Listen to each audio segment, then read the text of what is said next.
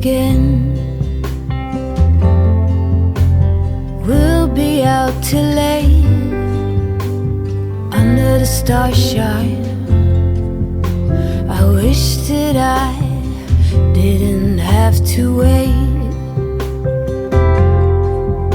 Autumn leaves, please hurry before I start to worry and his face gets blurry. My love, I send you kisses. สวัสดีค่ะ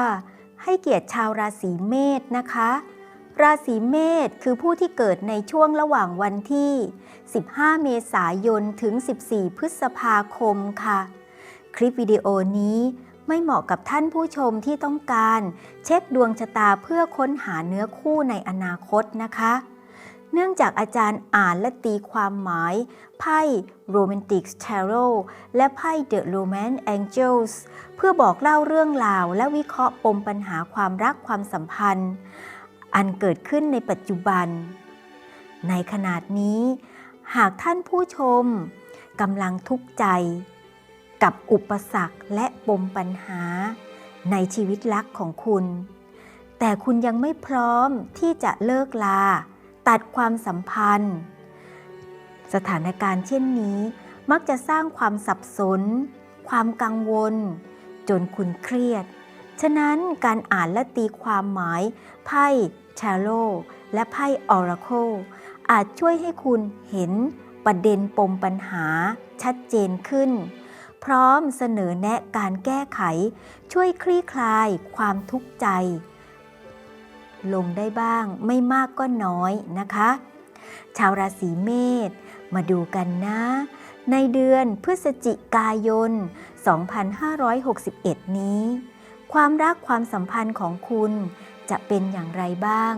ขอล้างไพ่สับไพ่ก่อนนะคะทีมงานทาโร่โฮโลชาแนลและอาจารย์ขอขอบคุณท่านผู้ชมทุกท่านที่กรุณากดติดตามและแอดเฟรนด์ไปเป็นเพื่อนใน Facebook ใน ID Line และติดต่อจองคิวปรึกษาเป็นการส่วนตัวอาจารย์ซาบซึ้งน้ำใจท่านผู้ชมทุกท่านมากๆค่ะ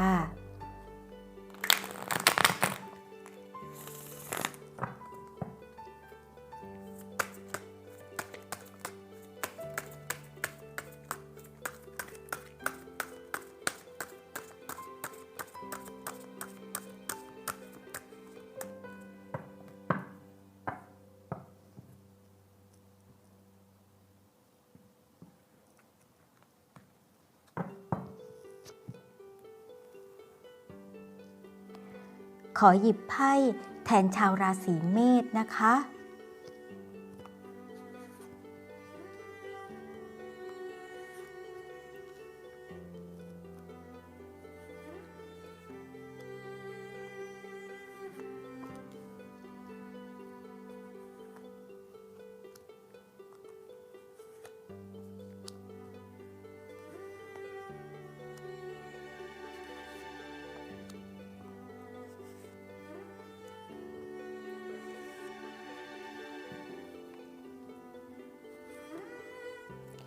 เอาละค่ะ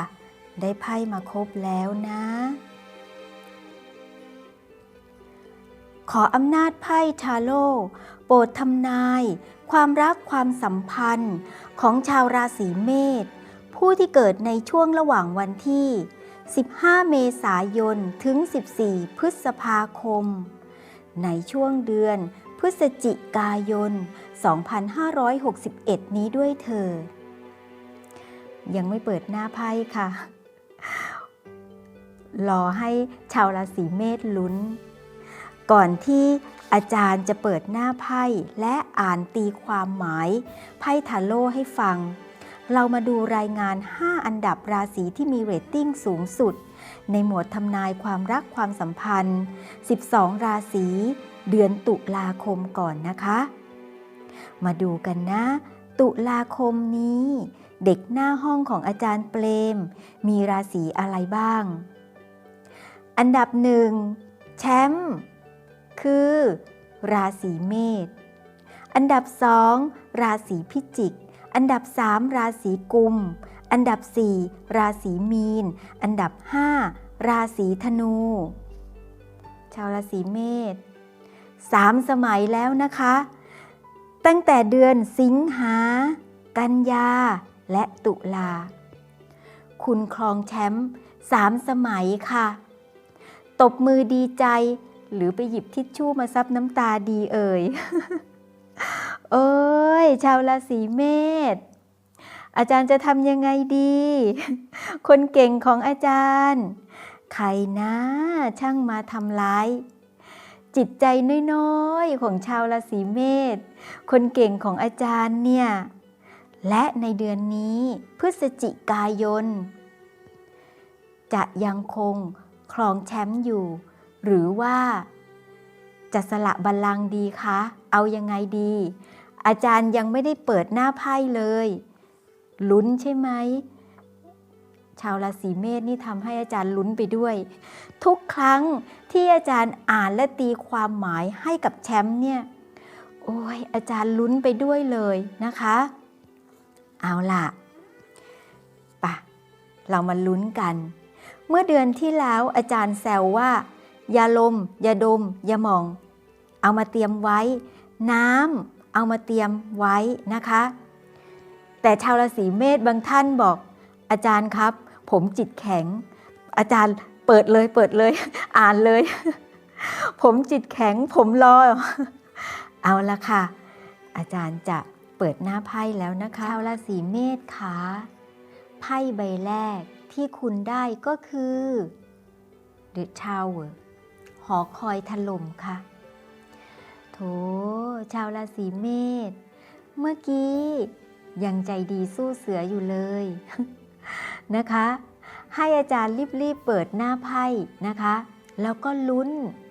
ว่าจะได้เจอไพ่อะไรบ้างพออาจารย์หยิบไพ่ใบแรกขึ้นมาชาวราศีเมษ เข่าสุดไปตามๆกันเลยนะคะโอ้ยอาจารย์ไพ่ใบแรกนะก็ทำให้ใจเนี่ยแป้วเลยนะคะหมดกันพอดีทำให้โอ้โหจะเอากำลังใจที่ไหนฟังต่อไปนะแต่ชาวราศีเมษคะในเมื่อว่าคุณเป็นเด็กหน้าห้องของอาจารย์นี่นะคะฉะนั้นคุณมีอาจารย์อยู่ข้างๆนะคะฟังอาจารย์อ่านและตีความหมายไพ่ให้ฟังก่อนนะอย่าลมอย่าดมอย่าหม่องนะคะที่เตรียมเอาไว้นะคะเอามาช่วยชีวิตไว้แล้วฟังอาจารย์อ่านตีความหมายให้ฟังนะคะคนเก่งไพ่หอคอยถล่มแน่นอนอาจารย์เข้าใจว่าหลายๆคนเมื่อเวลาเจอไพ่หอคอยถล่ม The Tower แบบนี้จะกลัวเพราะน่ากลัวจริงๆจิตรกรวาดภาพเนี่ยสายฟ้าฟาดลงตึกสูงๆนะคะแล้วตึกสูงๆเนี่ยก็พังคลืนลงไพ่ใบนี้หมายถึงว่าอันความสัมพันธ์เนี่ยคนสองคนจะต้องเกิดบาดหมางใจกันนะคะแต่ความหมายของไพ่ใบนี้การบาดหมางใจกันเกิดจากว่าเราไม่ได้ตั้งใจหรอกนะคะไม่ได้เกิดจากการที่จงใจที่จะทำร้ายกันไม่ได้โกรธไม่ได้เกลียดกันถึงขนาดว่าโอ้โหฉันชิงชังเธอฉันเกลียดเธอเข้าไส้อย่างเงี้ยไม่ใช่นะคะหมายถึงว่าคนสองคนคุณอาจจะในระยะเวลาของการคบกันเนี่ยน้อยเมื่อระยะเวลาคบกันน้อยคุณจึงไม่รู้จักตัวตนซึ่งกันและกันไม่เข้าใจนิสัยใจคอกันฉะนั้นการพูดจาอะไรจึงพูดจาไม่เข้าหูกันหรือการกระทำบางอย่างสะดุดตาสะดุดใจกันนะคะห แล้วทำให้ฝ่ายหนึ่งฝ่ายใดมองผิดไปคิดผิดไปนะคะและตัดสินง่ายๆเกินไปอันว่าหอคอยนะคะหรือตึกหลังหนึ่งจะถล่มเนี่ยหมายถึงว่ารากฐานไม่แข็งแรงจึงได้แพ้ภัยธรรมชาตินะคะสายฟ้าฟาดเปรี้ยงลงมาจึงถล่มแต่ถ้าหากว่าหอคอยที่สร้างแบบแข็งแรงแข็งแกร่งจริงๆเขาไม่ถล่มง่ายๆหรอกฉะนั้นปรัชญาไพ่ใบนี้ชาวราศีเมษคุณต้องคิดนะคะแล้วยอมรับความเป็นจริงว่าอันเกิดมาจาก1อาจจะตัดสินมองกันอย่างง่ายๆนะคะตัดสินกันเร็วเกินไป2เรียนรู้นิสัยใจคอกันน้อยไปหน่อยนะคะ3ไม่เข้าใจกันนะคะพูดอีกแบบหนึ่งไปเข้าใจอีกแบบหนึ่งจึงเกิดความไม่เข้าใจและปะทะกันอย่างรุนแรงและเมื่อปะทะกันอย่างรุนแรงแล้วแต่ยังไม่คิดว่าจะร้างลาเลิกลายังไม่จบความสัมพันธ์ฉะนั้นปัญหาเหมือนเป็นเงาตามตัวนะคะไพ่ใบนี้คือน้ำผึ้งขมรักไปช้ำไปหรือให้เวลาเป็นสิ่งเยียวยาให้เวลาเป็นเครื่องพิสูจน์เพราะหาหนทางแก้ไขไม่ได้ในการบาดหมางในการเข้าใจผิดยังไม่รู้ว่าจะแก้ไขอย่างไรในปัญหานี้นะคะฉะนั้นจึงให้เวลาเป็นเครื่องเยียวยาเป็นเครื่องพิสูจน์ในความสัมพันธ์ต่อมาค่ะไพ่ใบนี้เจ้าของม้าพาม้ามาดื่มน้ำเขากลัวว่าม้าจะเสียชีวิตจะตายถ้า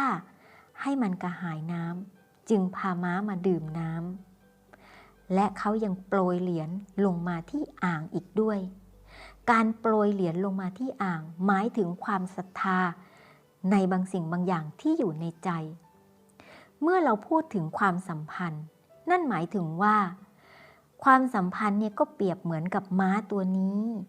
ที่เราใส่ใจฟูมฟักทนุถนอม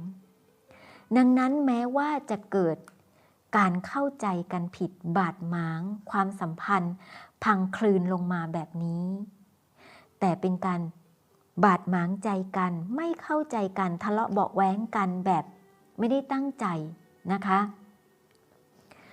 ลึกๆแล้วยังไม่อยากที่จะหมดสิ้นความสัมพันธ์เราจึง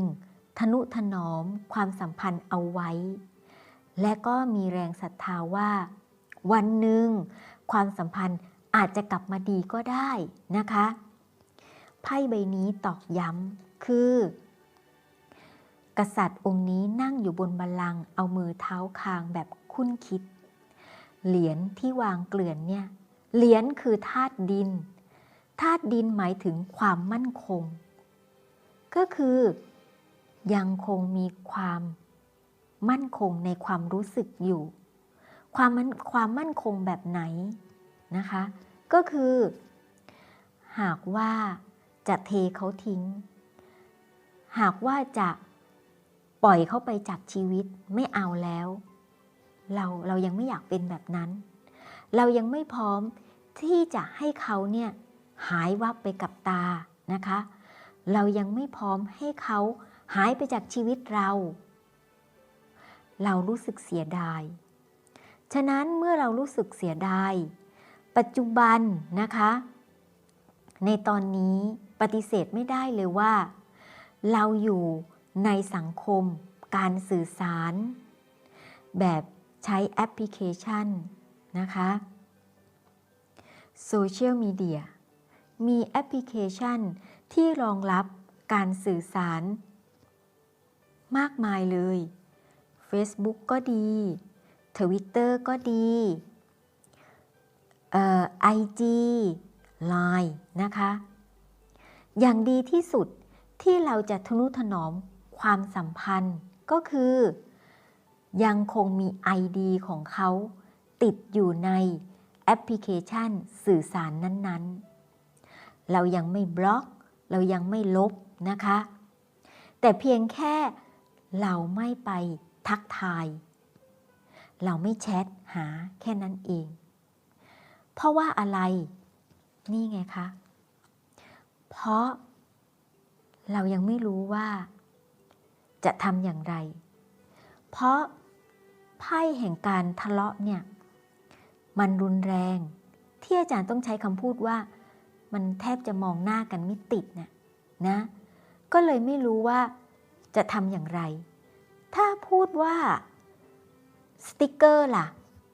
สมัยนี้มีสติกเกอร์แค่ส่งสติกเกอร์ทักทายก็รู้ละว่ายังมีเขายังมีเราทำไมไม่ส่งสติกเกอร์ล่ะแต่พอไพ่ใบนี้ขึ้นมาหมายถึงว่าแม้แต่การส่งสติกเกอร์ก็ยังเป็นเรื่องยากลำบากที่คิดว่ายังไม่กล้าทำยังไม่อยากจะทำนะคะต่อมาค่ะความสัมพันธ์ไพ่ใบนี้ตอกย้ำเข้าไปอีกนะคะความสัมพันธ์จะเห็นว่าจิตรกรวาดภาพเนี่ยราวกับว่าเพิ่งจะผ่านพ้นสงครามมาหยกค่ะข้าวของเกลื่อนพื้นเต็มไปหมดเลยหมวกไม้เท้าช่อดอกไม้นะคะโซฟาก็ยับยุยี่ผู้หญิงคนนี้นั่งเอามือเท้าศีรษะกลุ้มใจเลยหมายถึงว่าทะเลาะเบาะแว้งกันอย่างรุนแรงแต่ยังไม่ต้องการที่จะล้างลาเลิกลายังคงมีสายสัมพันธ์เส้นบางๆที่ยังผูกติดกันไว้อยู่ค่ะไพ่ใบนี้คือทะเลาะกันบ้านแตกแค่ไหนก็ยังมีสายใยบางๆผูกมัดกันไว้อยู่นะคะเทียบเคียงเอานะคะชาวราศีเมษแต่ละคนก็มีเลิฟสตอรี่นะคะแตกต่างกันไปอะไรที่เป็นตัวที่อาจารย์เรียกว่าสายใยบางๆที่ยังเชื่อมโยงอาจจะเป็นสังคมไหมที่คุณยังอยู่ในสังคมเดียวกันคุณยังมีตัวช่วยนะคะก็คือเพื่อนฝูงหรือทำงานในองค์กรเดียวกันหรืออะไรก็แล้วแต่นะคะที่เป็นเส้นใยบางๆของความสัมพันธ์นั้นถ้าเมื่อกี้อาจารย์พูดว่าแม้แต่สติกเกอร์ทำไมไม่ส่งล่ะ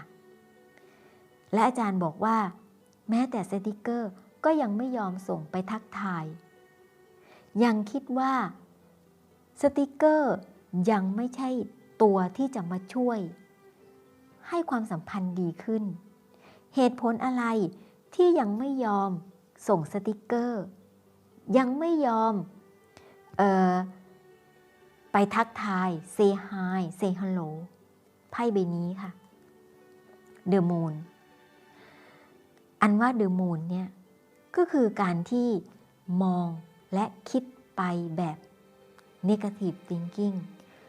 มองกันไปในด้านเลวร้ายนะคะคิดถึงกันไปในด้านเลวร้ายทำไมถึงเป็นแบบนั้นก็ต้องย้อนกลับมาไพ่ใบแรกเพราะว่าตัดสินนะคะง่ายเกินไปในเมื่อว่าคนสองคนคุณยังไม่รู้จักเขาดีพอในเมื่อว่ามีสถานการณ์บางอย่างคุณก็ไปใช้สถานการณ์นั้นสภาวะนั้นตัดสินเขาแล้วว่าเขาเป็นแบบนั้นแบบนี้นะคะก็เลยบาดหมางใจกันพูดจาไม่เข้าหูกันการกระทำบางอย่างสร้างรอยร้าวสร้างความขุ่นข้องหมองใจเคืองใจกันและวันเวลาผ่านไป ก็ยิ่งทำให้เกิดการมโนใส่ร้ายป้ายสีกันมองกันไปในแง่ร้ายมากขึ้นไปอีกนะคะมิหนำซ้ำยังเจอว่ามีคนอื่นเข้ามายุแยงมานินทาว่าร้ายเขาให้เราฟังเรายิ่งมองเข้าไปในแง่ร้ายมากขึ้นไปอีกค่ะแล้วเราจะเอาใจที่ไหนที่อยากจะไปทักเขาล่ะ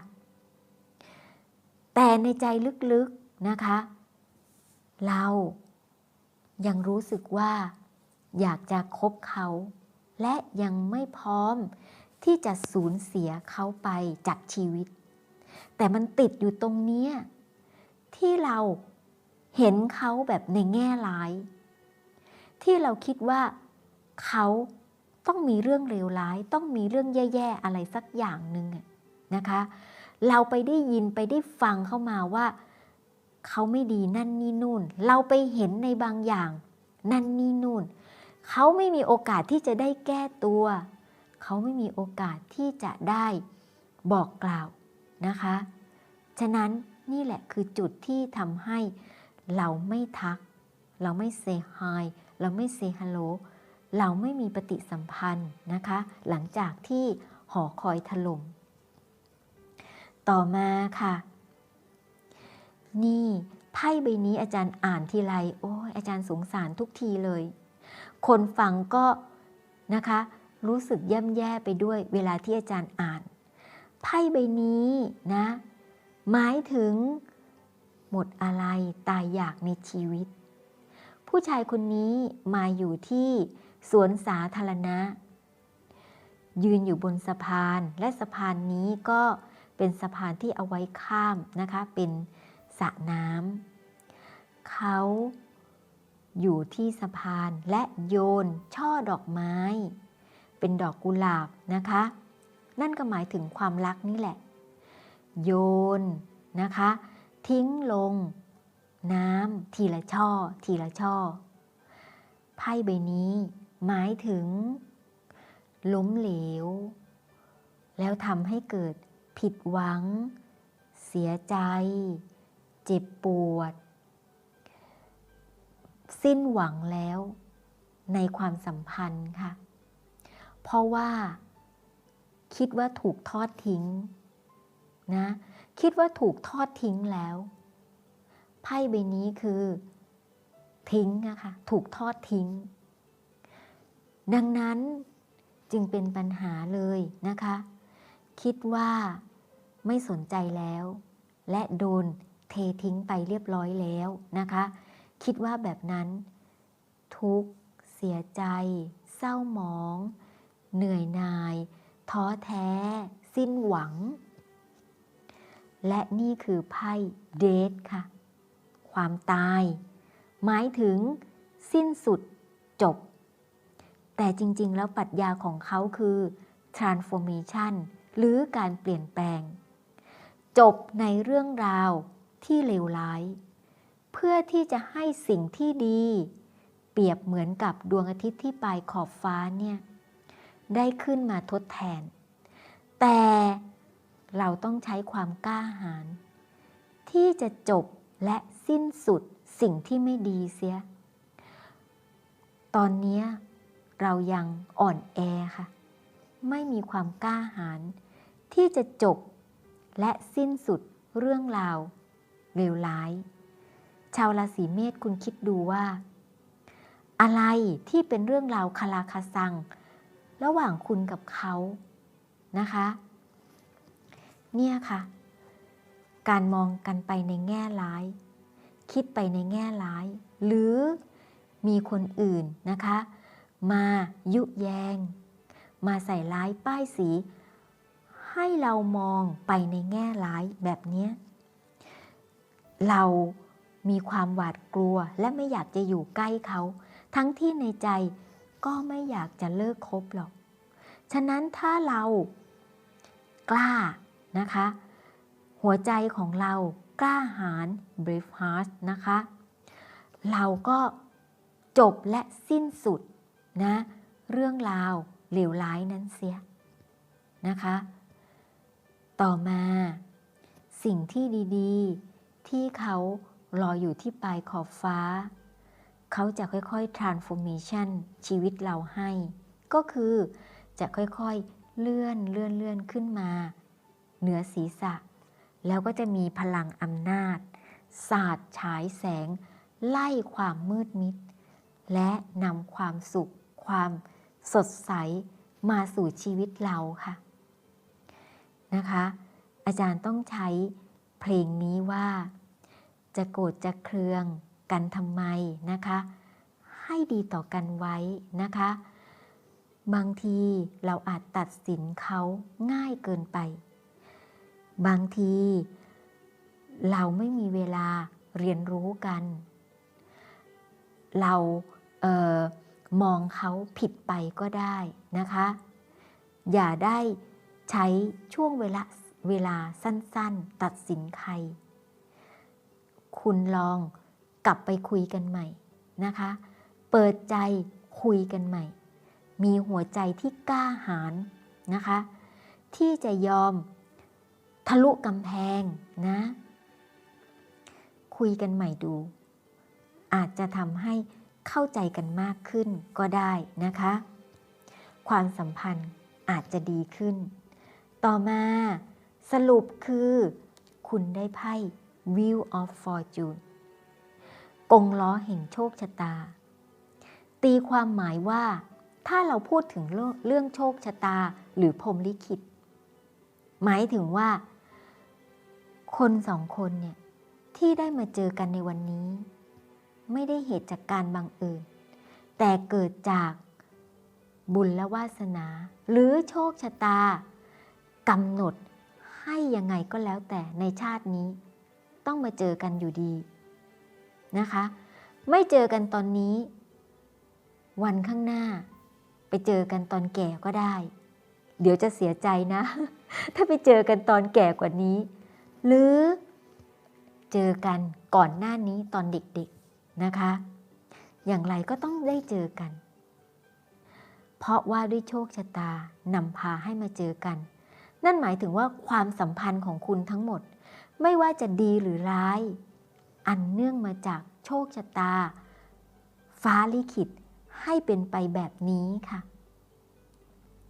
ต่อมายังหมายถึงว่าชีวิตของคนเรามีขาขึ้นขาลงเหมือนกับชิงช้าสวรรค์เนี่ยกระเช้าด้านล่างวันหนึ่งเดี๋ยวก็เลื่อนได้อยู่ข้างบนก็คือขาขึ้นละกระเช้าที่อยู่ข้างบนเดี๋ยวก็เลื่อนลงมาข้างล่างนี่คือขาลงละนี่ไงเรากับเขาแม้ว่าอาจจะเคยปะทะกันอย่างรุนแรงเพราะความไม่เข้าใจกันเพราะการตัดสินใจหรือตัดสินกันด้วยระยะเวลาอันสั้นๆนะคะตัดสินกันง่ายไปไม่เข้าใจกันพลั้งเผลอนะคะผิดพลาดไปแต่ก็กลับมาคุยกันอีกได้ค่ะหรือบางทีในช่วงพฤศจิกายนนี้อาจจะเป็นช่วงเวลาที่เหมาะเจาะแล้วที่จะได้กลับมาคุยกันอันด้วยโชคชะตานะคะมากำหนดว่าเอาล่ะให้กลับมาคุยกันอีกทีนึงซินะคะจากการที่เคยทะเลาะกันนะคะลองดูนะชาวราศีเมษต่อมาความสัมพันธ์อันเปราะบางเหมือนตุ๊กตาที่อยู่กลางโต๊ะเป็นตุ๊กตาคริสตัลแล้วก็ปลายดาบทั้ง7เล่มพุ่งไปหาตุ๊กตาเพื่อที่จะทำร้ายตุ๊กตาเจ้าของนั่งมองดูเอามือเท้าคางกุ้มใจเลยหาวิธีการที่จะปกป้องตุ๊กตานะคะไม่ให้แตกหักดังนั้นความสัมพันธ์ก็อาจารย์บอกแล้วว่ามันเปราะบางอันเนื่องจากว่าใช้เวลาการเรียนรู้นิสัยใจคอกันสั้นเกินไปไม่ได้รู้นิสัยใจคอกันแท้จริงหรือตัดสินกันง่าย นะคะ ความรักจึงเปราะบางฉะนั้นทำอย่างไรล่ะที่จะทำให้ความรักเข้มแข็งแข็งแกร่งขึ้นก็ต้องอันเกิดจากการที่ต้องเปิดใจให้เวลานะคะเป็นเครื่องพิสูจน์ก็คือต้องกลับมาคุยกันใหม่แล้วก็ใช้เวลาดูกันไปอีกนะคะครั้งนี้ที่คิดผิดไปที่พลั้งเผลอนะคะก็ถือเสียว่าเป็นบทเรียนหากว่าได้กลับมาคุยกันอีกตอนนี้แหละคุณต้องใช้เวลาอันยาวนานที่จะศึกษานิสัยใจคอกันมากขึ้นนะคะไพ่สรุปนี่คือไพ่แห่งความลังเลผู้ชายคนนี้มาอยู่ที่ระเบียงนะแล้วก็มือถือแก้วเอาไว้ในมือเขายื่นแขนออกนอกระเบียงเวลาที่เราทะเลาะกันเนี่ยบางทีอาจจะใช้คำพูดรุนแรงแก้วที่ร้าวนะคะจะนำมาประสานติดเข้าไปใหม่ให้เป็นเนื้อเดียวกันมันยากหรือบางทีใช้คำพูดหรือพฤติกรรมที่ส่อเสียดกันทิ่มแทงใจกันบาดหมางแทบจะไม่อยากมองหน้ากันเนี่ยมันรุนแรงจึงทำให้มีความรู้สึกว่าโอ้ยคงไม่ได้มาคุยกันอีกแล้วล่ะก็เปรียบเหมือนกับว่าถ้าคุณคิดว่า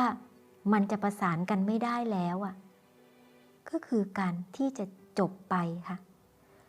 คุณก็ปล่อยมือให้ถ้วยที่อยู่ในมือแก้วที่อยู่ในมือเนี่ยหล่นลงพื้นด้านล่างแตกละเอียดนั่นหมายถึงจบและสิ้นสุดแต่ถ้าหากคุณคิดว่าในตอนนี้นะคะคุณอยากจะทนุถนอมความสัมพันธ์เพราะคุณคิดแล้วว่าคุณเสียดายเขายังมีบางอย่างนะจิตใต้สำนึกบอกว่าคนนี้ก็เป็นคนดีคุณเสียดายไม่อยากที่จะให้เขาไปจากชีวิตจึงมี ID ของเขาติดอยู่ในแอปพลิเคชันนะคะทะเลาะกันแค่ไหนจิตใต้สำนึกก็ยังคงมีเรื่องราวความผูกพันเป็นสายใยบางๆผูกมัดกันไว้อยู่นะคะและพร้อมที่จะหยุดและจบการมองกันในแง่ร้ายและพร้อมที่จะกลับมาคุยกันใหม่นะอันด้วยว่ากงล้อแห่งโชคชะตานะคะหากว่าในตอนนี้โชคชะตาฟ้าลิขิตให้คุณได้มีความกล้าหาญที่อยากจะสานสัมพันธ์อีกครั้งหนึ่งนะคะเป็นขาขึ้นของความสัมพันธ์จากก่อนหน้านี้ที่เป็นขาลงคุณก็จะไม่ปล่อยให้แก้วที่อยู่ในมือล่วงตกลงพื้นหรอกค่ะคุณก็จะเก็บแก้วกลับเข้ามานั่นหมายถึงว่าคุณจะเก็บความสัมพันธ์ครั้งนี้เอาไว้ค่ะเอาล่ะลังเลใจแบบนี้ให้เทพคิวปิดแนะนำดีกว่านะคะ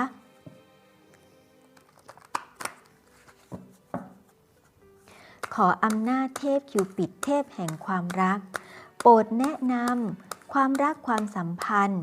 ให้แก่ชาวราศีเมษในช่วงเดือนพฤศจิกายนนี้ด้วยเถิดเอาละค่ะเทพคิวปิดท่านจะแนะนำความรักความสัมพันธ์ให้แก่ชาวราศีเมษก็คือ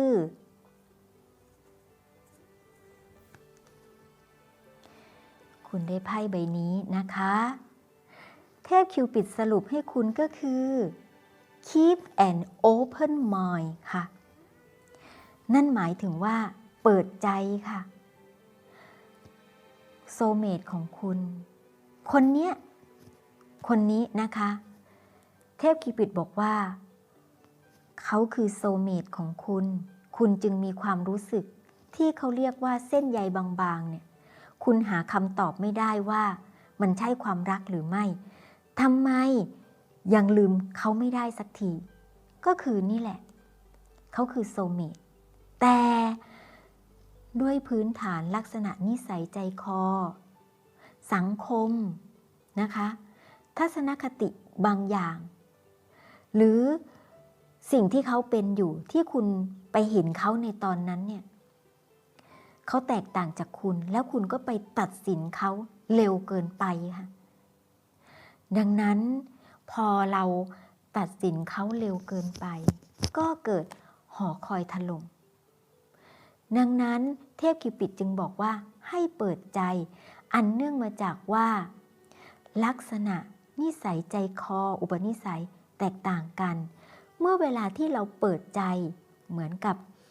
ไพ่ที่จิตรกรวาดภาพเห็นไหมคะเข้าหันหน้ามาคุยกันเหมือนแบบสนใจกันเลยหันหน้ามาคุยกันนั่นหมายถึงว่าเมื่อเราเปิดใจเราก็กลับมาคุยกันใหม่และให้เวลาความสัมพันธ์เนี่ยมันยืดยาวออกไปอีกอย่าได้มองกันในระยะเวลาอันสั้นอย่าได้ตัดสินใครในระยะเวลาอันสั้นอีกคบกันยาวนานคบแบบเหมือนเป็นเพื่อนกันไปก่อนนะคะ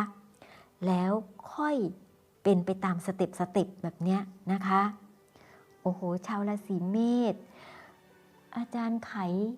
กุญแจคุณได้แล้วหรือยังเนี่ยฮะชาวราศีเมษเด็กหน้าห้องของอาจารย์แชมป์3 สมัยเดือนพฤศจิกายนเนี่ย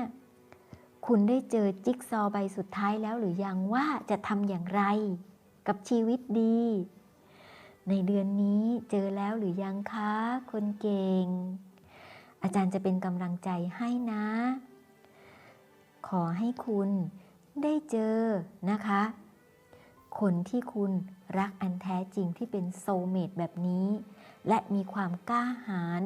ที่จะสานสัมพันธ์ต่อไปนะคะแล้วก็ประสบความสำเร็จในเรื่องความรักด้วยเถิด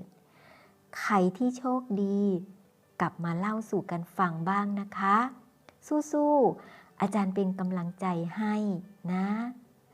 แล้วพบกันเดือนหน้าค่ะ